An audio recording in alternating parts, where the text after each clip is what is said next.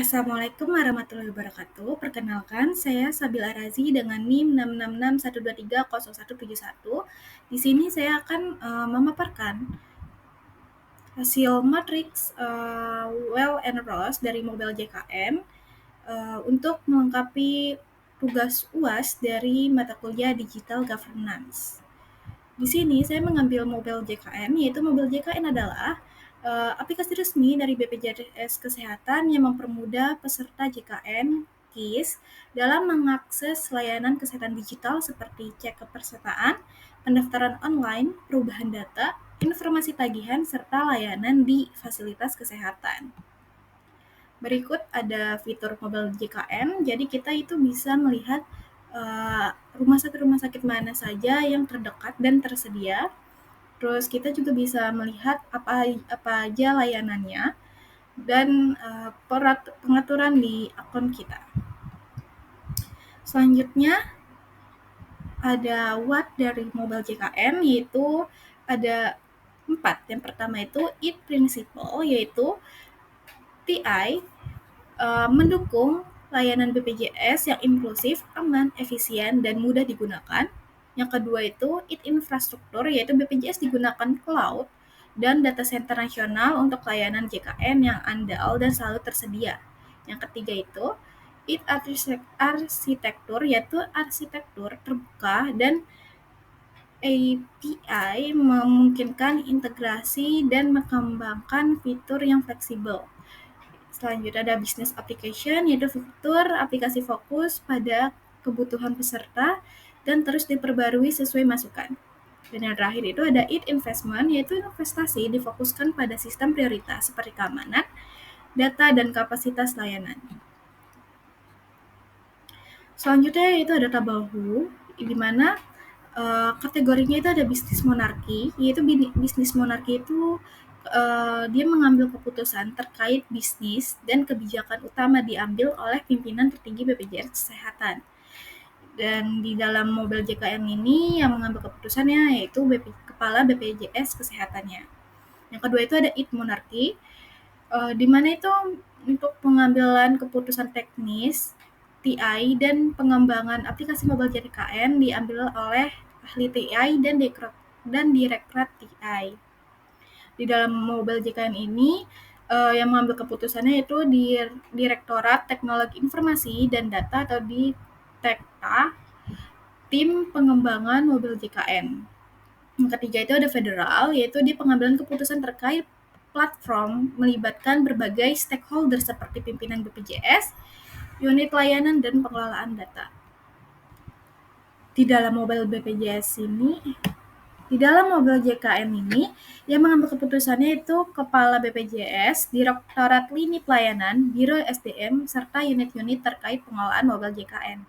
Yang keempat itu ada IT Duopoli, yaitu pengambilan keputusan. Dia itu berkolaborasi antara pimpinan BPJS dan Departemen TI untuk pengembangan dan pemeliharaan Mobile JKN. Di dalam Mobile JKN ini yang mengambil keputusannya yaitu ada Direktorat TI, Sekretaris Bagian Keuangan, Biro SDM, dan Direktorat Lini Pelayanan.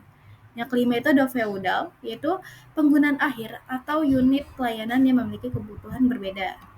Di dalam Mobile JKN ini yang mengambil keputusan yaitu petugas lini lapangan, penyuluhan KB, serta peserta JKN yang menggunakan aplikasi Mobile JKN.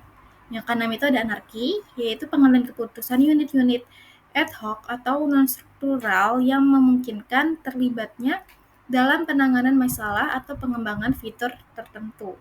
Di dalam Mobile JKN itu, tim ad hoc itu mengembangkan fitur baru, tim monitoring dan evaluasi layanan Mobile JKN. Selanjutnya ada tabel how, di mana itu IT Principle di dalam inputnya itu melibatkan bisnis monarki, di mana di dalamnya ada Direksi BPJS Kesehatan dan Dewan Pengawas. Di dalam decision-nya yaitu bisnis monarki juga, itu di dalamnya ada Direksi BPJS Kesehatan, dan federal itu di dalamnya ada Divisi Perencanaan Strategis. Selanjutnya ada di IT arsitektur itu inputnya dia menggunakan kategori IT monarki yang dimana di dalam inputnya itu divisi TI aja. Yang kedua itu ada decision, itu ada divisi TI dan CEO BPJS. Yang ketiga ada infrastruktur strategi, di mana dia juga monarki. Di bagian input itu melibatkan divisi TI dan decision-nya juga divisi TI. Selanjutnya ada business application needs, di mana itu menggunakan dua kategori yaitu federal dan duopoly. Di dalam inputnya itu secara federal ada cabang BPJS Kesehatan daerah, dan di decision itu duopoly yang dimana di dalamnya itu ada divisi TI dan unit layanan. Selanjutnya ada investment, yaitu dia bisnis monarki dan monarki, di mana inputnya itu ada divisi DI dan CO BPJS, dan decision itu ada direksi BPJS Kesehatan. Selanjutnya, dari hasil analisis pada governance arrangement matrix application model JKN ini, sistem tata kelola TI itu cenderung menerapkan kombinasi model federal dan duopoly. Di mana itu model federal itu penentuan kebutuhan aplikasi dan strategi infrastruktur yang melibatkan BPJS pusat dan cabang. Keputusan ini diambil berdasarkan kolaborasi antara pusat dan unit operasional. Yang kedua itu ada model duopoly, di mana pengembangan fitur melibatkan kolaborasi antara tim TI dan unit bisnis seperti layanan peserta. Ini menunjukkan sinergi antara teknologi dan kebutuhan pengguna. Terakhir itu ada kesimpulan dan saran. Kesimpulannya itu, aplikasi mobile JKN ini tidak murni menggunakan satu model, melainkan menggabungkan pendekatan federal dan duopoly untuk menyeimbangkan kontrol pusat dan kebutuhan operasional di lapangan. Hal ini sejalan dengan karakter layanan publik yang harus stabil secara sistem dan responsif terhadap kebutuhan peserta. Sarannya, untuk meningkatkan aksesibilitas dan kenyamanan peserta, disarankan agar BPJS Kesehatan itu mengintegrasi layanan WhatsApp dengan mobile JKN. WhatsApp dapat digunakan sebagai kanal tambahan untuk informasi cepat seperti status kepesertaan, notif antrian, dan pengingat jadwal, sehingga memperluas jangkauan layanan dan mendukung pelayanan publik yang lebih responsif dan mudah diakses. Sekian, terima kasih. Wassalamualaikum warahmatullahi wabarakatuh. Di sini saya akan memaparkan hasil review dari artikel e-government and e-governance can improve Indonesian public service deliveries yang ditulis oleh Ibu Ayuning Budianti. Yang pertama itu ada apa yang dibahas dalam jurnal ini, why, mengapa e-government dibutuhkan, dan siapa yang terlibat dalam e-government, where, di mana e-government diterapkan, when, kapan e-government mulai diterapkan, dan how, bagaimana e-government diimplementasikan. Yang pertama yaitu poin what, apa yang dibahas dalam jurnal ini. Jurnal ini membahas mengenai penerapan e-government dan e-governance di Indonesia sebagai strategi untuk memperbaiki kualitas pelayanan publik serta meningkatkan transparansi, efisiensi, dan akuntabilitas pemerintahan. Fokus utama jurnal ini adalah bagaimana pemanfaatan teknologi informasi dan komunikasi atau TIK oleh instansi pemerintah mampu mengatasi persoalan birokrasi tradisional yang lambat dan koruptif, dan serta tidak efisien. Jurnal ini juga mengangkat berbagai studi kasus, termasuk implementasi government di Kutai Timur dan Takalar, serta membahas tahapan-tahapan, tantangan, dan potensi e-government sebagai alat reformasi birokrasi. Yang kedua ada why, yaitu mengapa e-government itu dibutuhkan. E-government dibutuhkan karena sistem layanan publik di Indonesia selama ini dianggap tidak efektif dan syarat dengan masalah seperti korupsi, ketidakjelasan prosedur, serta kualitas akses oleh masyarakat, terutama mereka yang tinggal di wilayah yang terpencil. Dengan kondisi geografis Indonesia yang luas dan terdiri dari ribuan pulau, pendekatan digital melalui e-government diyakini sebagai solusi untuk menjangkau masyarakat lebih luas, mengurangi interaksi tatap muka yang rawan pungutan liar, serta menyederhanakan proses administrasi yang rumit. Selain itu, e-government menjadi alat penting dalam upaya mewujudkan pemerintah yang lebih demokratis dan desentralisasi. Yang ketiga itu ada siapa yang terlibat dalam e-government? Penerapan e-government melibatkan berbagai pihak, mulai dari pemerintah pusat yang bertanggung jawab melalui Kementerian Komunikasi dan Informasi atau Kominfo, yang kedua pemerintahan daerah yang menjadi pelopor awal implementasi, hingga masyarakat sebagai pengguna akhir layanan publik.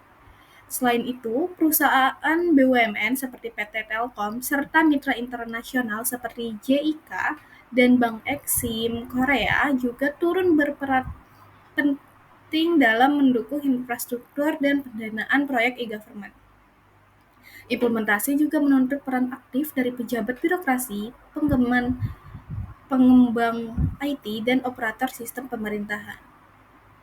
Yang keempat ada where, yaitu di mana e-government itu diterapkan. E-government diterapkan secara nasional, baik di tingkat pusat maupun daerah, dengan beragam bentuk dan tingkat kemajuannya masing-masing. Contoh nyata penerapan yang berhasil terdapat di Kabupaten Kutai Timur atau Kalimantan Timur dan Kabupaten Takalar itu di Sulawesi Selatan, di mana layanan seperti KTP, izin usaha, sertifikat tanah, dan akta kelahiran dapat dilakukan secara elektronik. Di tingkat pusat, beberapa departemen seperti Departemen Keuangan, Pendidikan, dan Kesehatan juga telah menyediakan layanan online melalui situs web mereka, namun banyak wilayah lain yang implementasinya masih berada pada tahap awal atau belum optimal.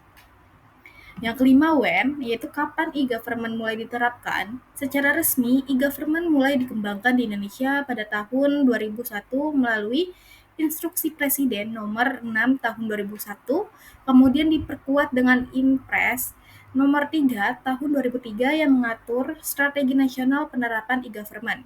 Namun, inisiatif lokal dari beberapa pemerintah daerah telah dimulai lebih awal, seperti proyek di Takalar dan Kutai Timur yang diluncurkan sejak tahun 2000. Target nasional awalnya menetapkan bahwa seluruh instansi pemerintah, termasuk di tingkat kecamatan, sudah harus menerapkan e-government pada tahun 2005, meskipun kenyataannya belum sepenuhnya tercapai. Yang keenam, bagaimana e-government itu diimplementasikan. E-government diimplementasikan melalui beberapa tahap, mulai dari penyediaan informasi, interaksi, transaksi, hingga transformasi pelayanan. Pemerintah membangun situs web, portal layanan publik, serta sistem informasi manajemen untuk mendukung layanan daring. Untuk mendukung keberhasilan, pemerintah juga melakukan pelatihan TIK bagi birokrat, bekerja sama dengan sektor swasta, serta mencoba menyusun standar nasional pengadaan elektronik atau e-procurement. Meskipun demikian, implementasi di banyak daerah masih terbatas pada tahap awal, dengan tantangan umum seperti minimnya infrastruktur ITIK, koordinasi antar instansi yang lemah, dan rendahnya kemampuan SDM dalam mengelola sistem berbasis digital. Sekian, terima kasih. Kurang lebihnya mohon maaf. Wassalamualaikum warahmatullahi wabarakatuh.